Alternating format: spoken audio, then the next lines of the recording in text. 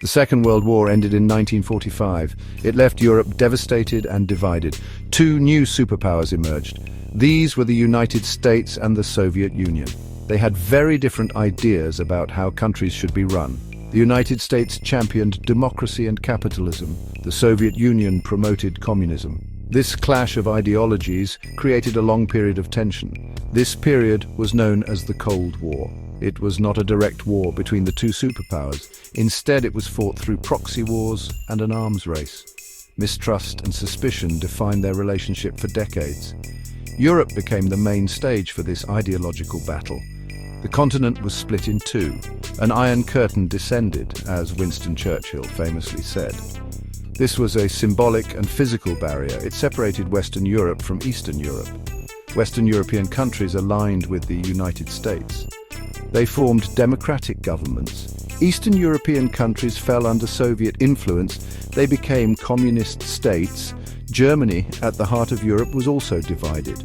The victorious Allied powers, the US, UK, France, and the Soviet Union, each occupied a zone. This division was meant to be temporary. However, it soon became a permanent fixture of the Cold War landscape. The future of Germany became a critical point of contention. The capital city, Berlin, was located deep within the Soviet zone. It too was divided into four sectors. This unique situation made Berlin a focal point of Cold War tensions. The western sectors of Berlin were controlled by the US, UK, and France. They became an outpost of Western democracy. This outpost was surrounded by Soviet-controlled East Germany. This arrangement was always going to be problematic. It created an island of freedom within a sea of communism. For many East Germans, West Berlin represented a gateway. It was a potential escape route to the West and its perceived opportunities. This division set the stage for decades of conflict and hardship. Families were separated, ideologies clashed violently. The world lived under the constant threat of nuclear annihilation. The Cold War shaped international politics. It influenced economies and societies across the globe. The division of Germany, and particularly Berlin, became a potent symbol of this global struggle. It represented the stark differences between two competing worldviews. The tension built steadily in the years following the war. This tension would eventually lead to the construction of a physical barrier that shocked the world. The stage was set for one of the Cold War's most dramatic chapters. Berlin's division was a microcosm of Germany's own split. After the war, the city was carved into four sectors. The American, British, and French sectors formed West Berlin. The Soviet sector became East Berlin. West Berlin was a vibrant, democratic city. It was an enclave of Western influence. It was located more than 100 miles inside East Germany. This made it a very vulnerable place. East Berlin, on the other hand, became the capital of the newly formed German Democratic Republic, or East Germany, in 1949. It followed strict communist principles. The contrast between the two halves of the city was stark and grew more so over time. The Soviet Union attempted to force the Western Allies out of Berlin in 1948. They initiated the Berlin blockade. All road, rail, and canal access to West Berlin was cut off. The Soviets hoped to starve West Berlin into submission. However, the Western Allies responded with the Berlin airlift. For nearly a year, American and British planes flew supplies into West Berlin. They delivered food, fuel, and medicine. This incredible feat of logistics kept the city alive. It demonstrated the West's commitment to preserving freedom in Berlin. The blockade failed, and the Soviets lifted it in May 1949. Berlin remained a flashpoint. Life in West Berlin was relatively free and prosperous, supported by the West. In contrast, East Berlin and East Germany faced economic hardship. Political repression was common under the communist regime. Many East Germans looked to West Berlin with envy. They saw it as a beacon of freedom and opportunity. It was relatively easy to cross between the sectors of Berlin initially. This provided an escape route for those unhappy with life in the East. Millions of East Germans, particularly skilled workers and young people, fled to the west via Berlin. This brain drain was a significant problem for the East German government and its Soviet backers. The open border within Berlin became intolerable for the East German regime. It undermined their authority and their economy. The constant flow of refugees made their state look weak and undesirable. The GDR government, with Soviet approval, began to search for a drastic solution. They needed to stop their citizens from leaving. The unique status of Berlin, an island of capitalism within a communist state, created an unstable situation. It was a wound that the East German authorities were determined to close. The world watched as tensions in the divided city continued to escalate. The fate of its citizens hung in the balance. The East German government decided to take drastic action in the summer of 1961. They planned to seal the border between East and West Berlin. The operation was carried out with secrecy and speed. In the early hours of Sunday, August 13, 1961, East German soldiers and police began to erect barricades. They strung barbed wire across the dividing line. Streets were torn up. Telephone lines between East and West Berlin were cut. The residents of Berlin woke up to a city brutally divided. Families were separated overnight. Friends and loved ones found themselves on opposite sides of an impassable barrier. It was a sudden and shocking development. The initial barrier was made of barbed wire and concrete posts. Over time, it was replaced by a much more formidable structure. A concrete wall, often several meters high, was built. It was accompanied by watchtowers, guard dogs, and armed patrols. A death strip was created on the eastern side. This was an area of cleared ground with sand or gravel. It made footprints easy to see. It was booby-trapped with mines and tripwires. Guards were given orders to shoot anyone attempting to cross. The Berlin Wall became a physical manifestation of the Iron Curtain. It was a grim symbol of oppression and division. The construction of the wall sent shockwaves around the world. Western powers, including the United States, protested strongly. However, they did not take direct military action to stop its construction. They were wary of escalating the situation into a full-blown conflict with the Soviet Union. West Berliners felt abandoned and betrayed. Their connection to West Germany was now severely restricted. For East Germans, the wall was a prison. It trapped them within the confines of the communist state. It ended their hopes of easily escaping to the West. The wall became known in the West as the Wall of Shame. Despite the danger, many East Germans still attempted to escape. They tried desperate methods. Some dug tunnels, others tried to swim across canals. Some even attempted to fly over the wall using homemade hot air balloons. Many were successful, but many others were caught. At least 140 people are confirmed to have died trying to cross the Berlin Wall. Their stories became tragic symbols of the human cost of the Cold War. The wall stood for 28 long years. It was a constant reminder of the deep divisions that plagued Europe and the world. It was a stark symbol of communist control.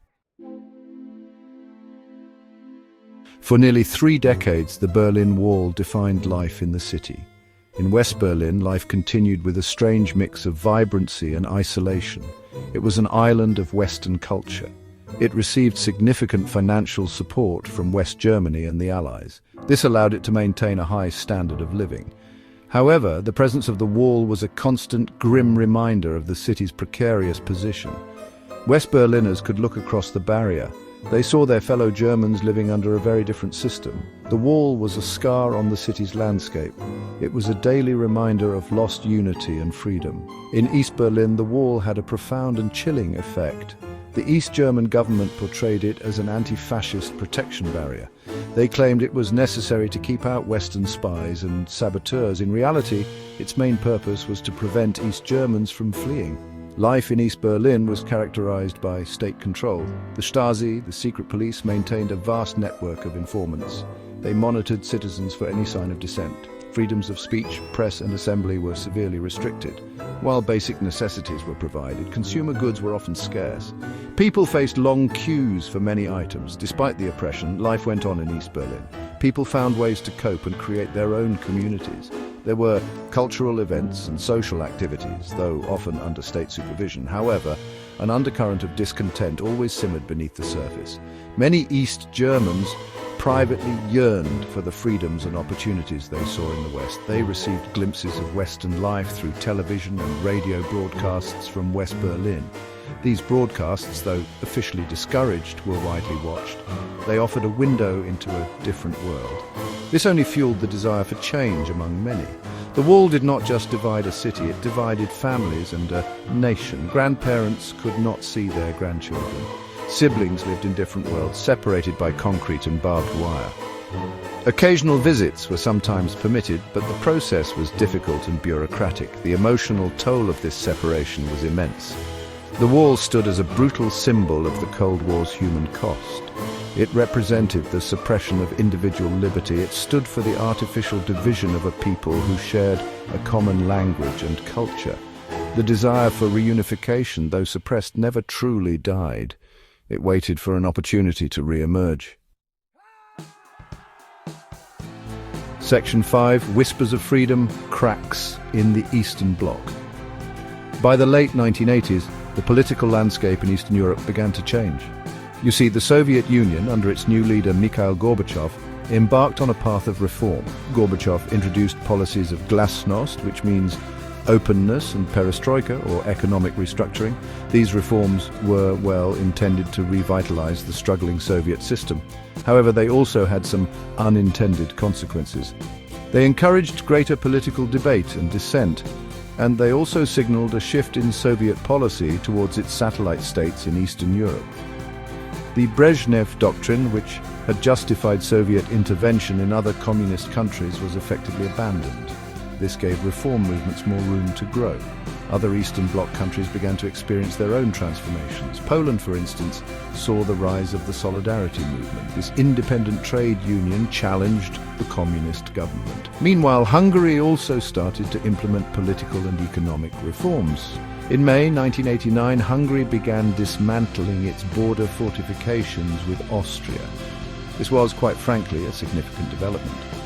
It created the first breach in the Iron Curtain. Thousands of East Germans saw this as an opportunity. They travelled to Hungary, hoping to cross into Austria and then to West Germany. The East German government was, understandably, alarmed by this new wave of emigration. The pressure on the East German regime was mounting. Internally, dissatisfaction was growing. Small opposition groups became more vocal. They organized protests and demonstrations. The economy was also in a dire state, and the government was struggling to provide for its citizens. The contrast with the prosperity of West Germany was becoming increasingly stark. Externally, the reforms in other Eastern European countries, particularly Hungary, weakened the GDR's position. The sight of fellow East Germans escaping through Hungary inspired many of those left behind. It showed that change was possible. The East German leadership, under the aging and hardline Erich Honecker, initially resisted calls for reform. They tried to maintain their rigid control. However, the tide of history was turning against them. Mass protests, particularly in cities like Leipzig, grew larger and more frequent. Chants of Wir sind das Volk, or We are the people, echoed through the streets. These demonstrations put immense pressure on the government. Honecker was eventually forced to resign in October 1989. He was replaced by Egon Krenz. Krenz promised reforms, but few believed he could save the crumbling regime. The desire for fundamental change was now unstoppable. Section 6. A fateful announcement. The evening of November 9th, 1989. The evening of November 9th, 1989 was a pivotal moment. The East German government was under immense pressure. Mass protests continued. Thousands of citizens were still fleeing the country via Hungary and Czechoslovakia. The new leader, Egon Krenz, and his government were desperately trying to regain control. They decided to announce new travel regulations. These were intended to ease some restrictions. They hoped this would pacify the population and stem the flow of refugees. The plan was to allow East Germans to apply for visas to travel abroad. It was meant to be a controlled process. Günter Schabowski was a member of the East German Politburo. He was tasked with announcing the new regulations at a press conference. The press conference was broadcast live on East German television. Schabowski had not been fully briefed on the details of the new rules. He had only received the information shortly before the conference. He appeared somewhat unprepared. Towards the end of the conference, a journalist asked when the new travel regulations would come into effect. Schabowski shuffled through his papers. He then made a statement that would change history. He seemed to improvise his answer. He stated, "As far as I know, it takes effect immediately without delay." This was a monumental misunderstanding or miscommunication. The regulations were actually supposed to come into effect the next day. They were also meant to involve a lengthy application process. Schabowski's words, however, were taken at face value by the public. News of his announcement spread like wildfire. West German television channels, widely watched in the East, immediately reported that the wall was open. People in East Berlin could hardly believe what they were hearing. Was it truly possible that they could now freely travel to the West? The impact of Schabowski's words was instantaneous and dramatic. Within minutes, East Berliners began to gather at the border checkpoints along the Berlin Wall. They were curious, hopeful, and a little apprehensive. They wanted to see if the news was true. The border guards were confused. They had received no new orders. They were unsure how to react to the growing crowds. The government had not anticipated such an immediate and overwhelming response. The situation at the wall was rapidly escalating. A moment of bureaucratic error was about to trigger the collapse of a system. Section 7. The People's Power, the Wall Crumbles. As Schabowski's misunderstood announcement spread, East Berliners converged on the border crossings. They gathered in ever-increasing numbers. At checkpoints like Bornholmer Strasse, Checkpoint Charlie, and the Brandenburg Gate, crowds swelled. People were chanting, "Tor auf! Tor auf! Open the gate! Open the gate!" The atmosphere was a mixture of excitement, disbelief, and tension. The border guards were overwhelmed. They had no clear instructions from their superiors. They were faced with thousands of their own citizens demanding passage. The situation was unprecedented and highly volatile. They faced a difficult choice. The guards at Bornholmer Strasse were under immense pressure. The crowd grew larger and more insistent. Lieutenant Colonel Harold Jaeger was the officer in charge. He repeatedly tried to get clear orders from his superiors. He received none. Fearing a stampede or violence, Jaeger made a courageous decision. Around 11:30 p.m. he ordered his men to open the gates. He decided to let people through without checking their papers. This was a momentous act of defiance, or perhaps desperation. It was the first breach of the Berlin Wall. Word quickly spread to other checkpoints. Similar scenes began to unfold across the city. As the barriers lifted, East Berliners surged into West Berlin. They were met by cheering West Berliners. Many West Berliners had also rushed to the wall upon hearing the news. The scenes were emotional and jubilant. Strangers embraced each other. People wept with joy. Champagne corks popped. Many climbed onto the wall itself, dancing and singing. They began to chip away at the hated structure with hammers and chisels. The wall, a symbol of oppression for 28 years, was finally crumbling. It was not brought down by military force. It was brought down by the will of ordinary people. The night of November 9th, 1989, was a night of pure euphoria. It was a spontaneous celebration of freedom. East Germans explored West Berlin, many for the first time in their lives. They marveled at the brightly lit shops and the sense of freedom. The event was broadcast live around the world. Images of people celebrating on top of the wall became iconic. They symbolized the end of an era of division. The fall of the Berlin Wall was a peaceful revolution. It demonstrated the power of ordinary citizens to change the course of history. The Cold War's most potent symbol was being dismantled. Section 8. A nation reborn, Germany united. The fall of the Berlin Wall on November 9, 1989 was just the beginning. It set in motion a rapid chain of events. These events would lead to the reunification of Germany. The East German government quickly lost all authority. The communist system collapsed. Free elections were held in East Germany in March 1990. The parties advocating for swift reunification with West Germany won a clear victory. The people had spoken. They wanted a single, united German nation. The desire for unity, suppressed for decades, was now the dominant political force. The momentum was unstoppable. Negotiations began between East and West Germany. The 2+4 agreement involved the two German states and the four former Allied powers. These were the United States, the Soviet Union, the United Kingdom and France. These powers still held formal rights over Germany. The agreement paved the way for German reunification. It settled issues like Germany's borders and its military alliances. The Soviet Union, under Gorbachev, agreed to reunification. This was a crucial step. It signaled a major shift in Soviet foreign policy. It effectively ended Soviet control over Eastern Europe. The path to a single Germany was clear. On October 3, 1990, less than a year after the wall fell, Germany was officially reunified. This was a historic moment. It was celebrated with great joy across the country. The Brandenburg Gate, once a symbol of division, became the backdrop for massive celebrations. The reunification of Germany was a complex process. It involved merging two very different economic and social systems. West Germany was a prosperous capitalist democracy. East Germany had a centrally planned communist economy. Integrating the two brought significant challenges. The East German economy needed massive investment and restructuring. The initial euphoria of reunification was followed by a period of adjustment. Many East Germans faced unemployment as outdated factories closed. There were social and cultural differences to overcome. Some West Germans resented the financial burden of reunification. The process was often called the Mauer im Kopf, or wall in the head. This referred to the lingering psychological divisions. Despite these challenges, German reunification was a remarkable achievement. It healed a wound that had divided the nation for over 40 years.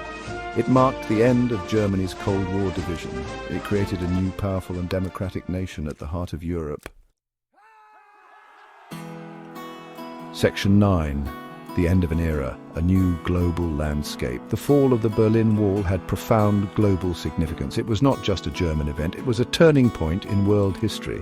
The collapse of the wall symbolized the beginning of the end of the Cold War. This conflict had dominated international relations for over 4 decades.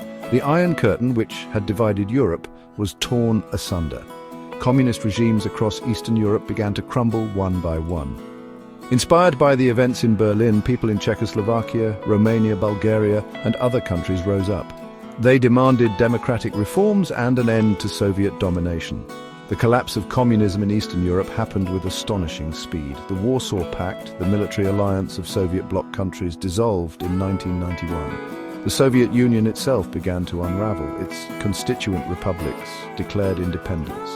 In December 1991, the Soviet Union officially ceased to exist. The Cold War was over. The bipolar world order, dominated by the United States and the Soviet Union, gave way to a new, more complex global landscape. The threat of nuclear war between the superpowers receded significantly. A new era of international cooperation seemed possible. Optimism was widespread. The end of the Cold War reshaped the map of Europe. It led to the emergence of new independent states. It also allowed for the expansion of democratic institutions. Organizations like NATO and the European Union began to enlarge. They welcomed former Eastern Bloc countries as members. This process helped to stabilize the region.